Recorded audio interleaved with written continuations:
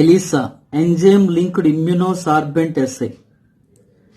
ELISA test దేనికి use చేస్తారంటే ఇచ్చిన శాంపిల్లో యాంటీజెన్ ఆర్ యాంటీబాడీని ఐడెంటిఫై చేయడం కోసం యూజ్ చేస్తారు. First and the most basic method to determine the positive or negative.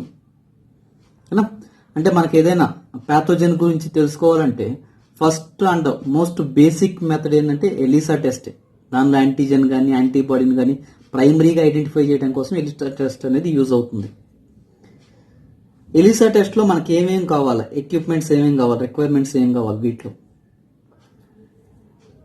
96 well micro tighter plate. Micro tighter plate అంటే ఇదన్న ఒకటే మైక్రో టైటర్ ప్లేట్. 96 వెల్ అంటే ఇవి వెల్స్ అంటాడు వీటిని.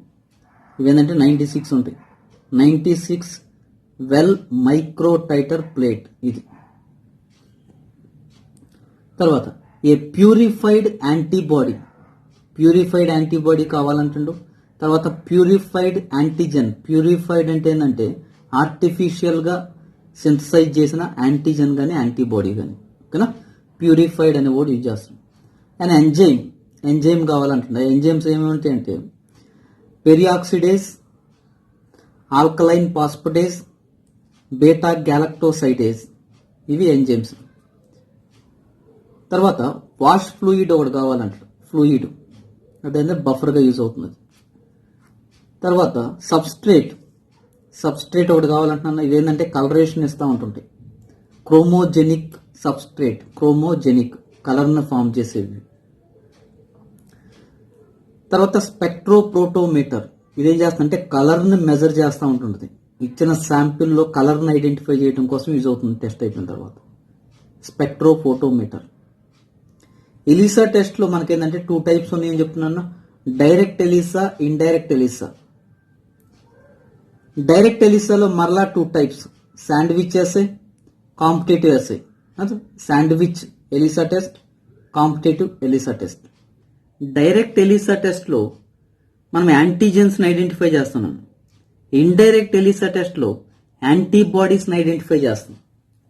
డైరెక్ట్ ఎలిసా టెస్ట్లో మనకేంటంటే టైప్ శాండ్విచ్ ఒకటి చెప్పుకున్నాను, శాండ్విచ్ ఎస్ఐ. దీనిలో ఏం చెప్తున్నాం అంటే ఇది ప్రైమరీ యాంటీబాడీ, ఇది ప్రైమరీ యాంటీబాడీ. ప్రైమరీ యాంటీబాడీస్ మధ్యలో యాంటీజెన్ ఉంది, అందుకే దీన్ని శాండ్విచ్ అంటారు. అంటే amount of antigen sandwiched between 2 layers of primary antibodies. 2 primary antibodies layers మధ్యలో మనకి యాంటీజెన్స్ ఉంది. ఇక్కడ ఏం చేస్తామంటే ఫస్ట్ స్టెప్ ఏంటంటే ఇది మైక్రో టైటర్ ప్లేట్ అనేది. మైక్రో టైటర్ ప్లేట్కి ఏం చేస్తున్నామంటే ఫస్ట్ ప్రైమరీ యాంటీబాడీని ఇన్సర్ట్ చేస్తున్నాం, అటాచ్ చేస్తున్నాం వీటికి. ప్రైమరీ యాంటీబాడీని ఫస్ట్ స్టెప్లో మైక్రో టైటర్ ప్లేట్కి ప్రైమరీ యాంటీబాడీని అటాచ్ చేస్తున్నాం, ఓకేనా. దీన్ని క్యాప్చర్ యాంటీబాడీ అని కూడా అంటారు. ఎందుకంటే ఇవి యాంటీజెన్స్ని క్యాప్చర్ చేసుకుంటాయి, ఐడెంటిఫై చేసి వాటికి అటాచ్ అవుతాయి యాంటీజెన్స్ వీటికి వచ్చేసరికి. ఇది primary antibody first step.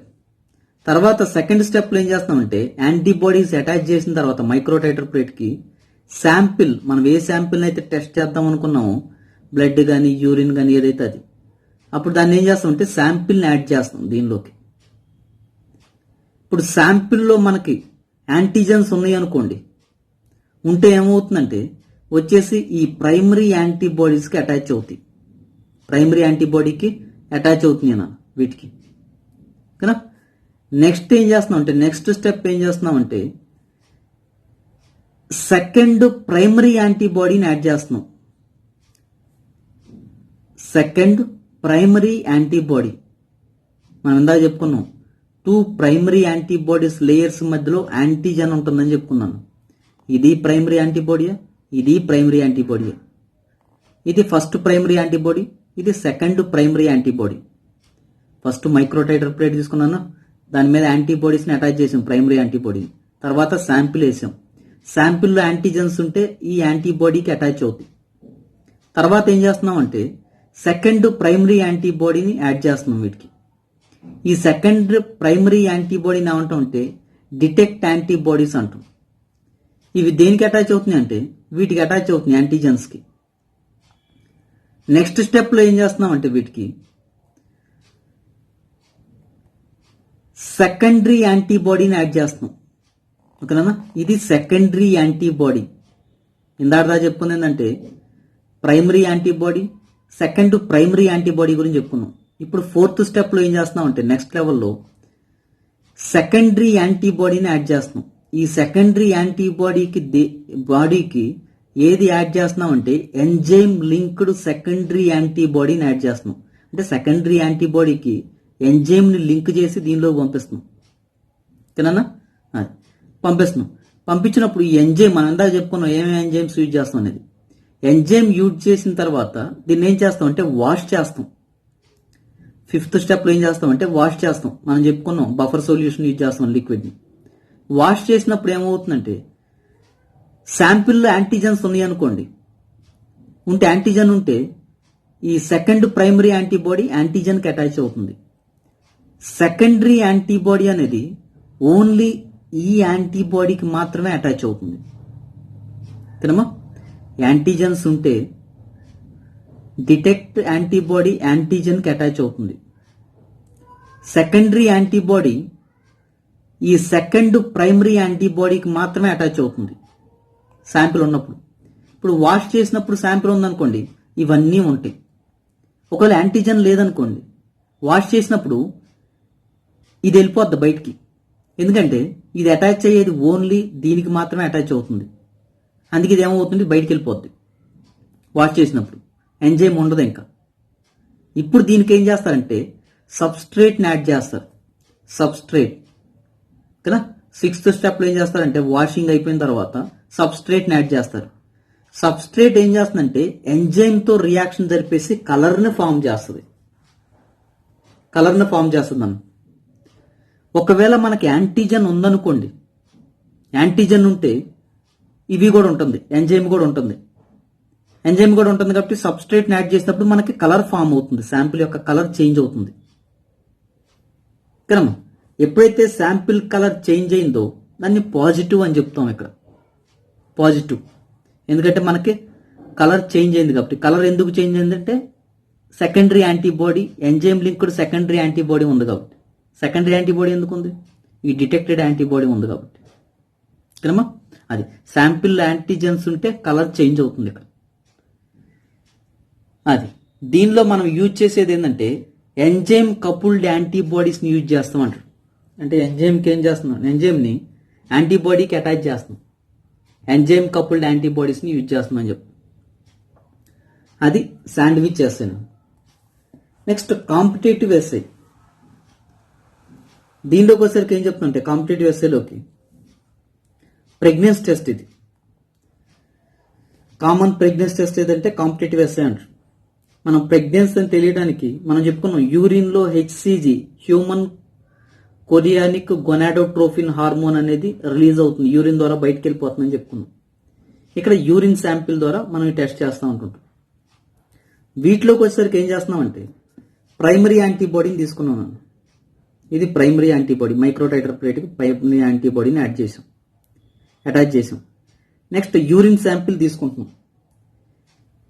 Urine sample తీసుకొని యూరిన్ శాంపిల్లో యాంటీజెన్స్ అంటే మనకి ఈ హెచ్సిజీనే యాంటీజెన్గా చెప్పుకుంటున్నాను కదా. అంటే ఈ హెచ్సిజీ ఈ యాంటీబాడీకి అటాచ్ అవుతుంది. ఒకవేళ యూరిన్లో కనుక హెచ్సిజీ ఉంటే దీనికి అటాచ్ అవుతుంది. ఇప్పుడు మనం ఏం చేస్తున్నాం అంటే ప్యూరిఫైడ్ హెచ్సిజీ అంటే ఆర్టిఫిషియల్గా తయారు చేసిన హెచ్సిజీని ఎంజైమ్ లింక్ చేసి వదిలేస్తుంది, దీనిలో పంపించేస్తుంది థర్డ్ స్టెప్లో. ఓకేమా, ఒరిజినల్గా దీనిలో కనుక శాంపిల్లో హెచ్సిజీ యాంటీజెన్స్ ఉంటే దీనికి అటాచ్ అవుతాయి ఈ యాంటీబాడీకి. ఇప్పుడు ఏం చేస్తున్నాం అంటే వాష్ చేస్తున్నాం. వాష్ చేసినప్పుడు ఒరిజినల్గా ఉంటే వీటికి అటాచ్ అవుతాయి నాన్న, లేకపోతే వాష్ చేసినప్పుడు తర్వాత ఈ ఎంజైమ్ యాడ్ చేసాం కదా, ఇవి ఉంటే కనుక దీనికి అటాచ్ అవుతుంది. వాష్ చేసినప్పుడు ఇవి వెళ్ళిపోతాయి, ఏది ఆర్టిఫిషియల్గా ప్యూరిఫైడ్ యాంటీజెన్స్ అనేవి వెళ్ళిపోతాయి బయటికి. ఒకవేళ శాంపిల్లో యాంటీజెన్స్ లేవనుకోండి, లేకపోతే ఈ మనం ఆర్టిఫిషియల్గా ఇచ్చిన ప్యూరిఫైడ్ యాంటీజెన్స్ని ఎంజైమ్ లింక్డ్ యాంటీజెన్స్ ఏమవుతుందంటే వీటికి అటాచ్ అవుతాయి. క్రమం. ఇప్పుడు ఏం చేస్తున్నాం అంటే సబ్స్ట్రేట్ని యాడ్ చేస్తున్నాం.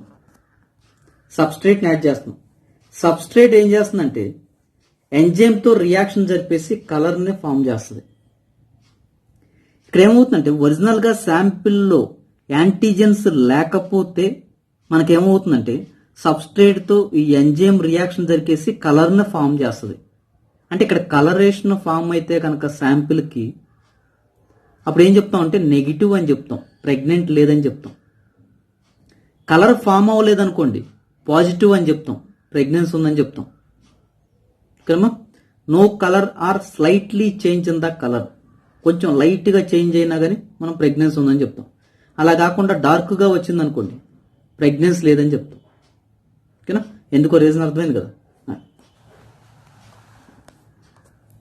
మీకు అదే ప్రాసెస్ని మనం ఏం చెప్తున్నాం అంటే ఇక్కడ ఫస్ట్ స్టెప్లో ఇది తీసుకుంటున్నాను యాంటీబాడీస్ని. తర్వాత సెకండ్ స్టెప్లో యూరిన్ శాంపిల్ వేస్తున్నాం. యాంటీజెన్స్ ఉంటే వీటికి అటాచ్ అవుతాయి, అంటే హెచ్సిజీ హార్మోన్ ఉంటే దీనికి అటాచ్ అవుతుంది.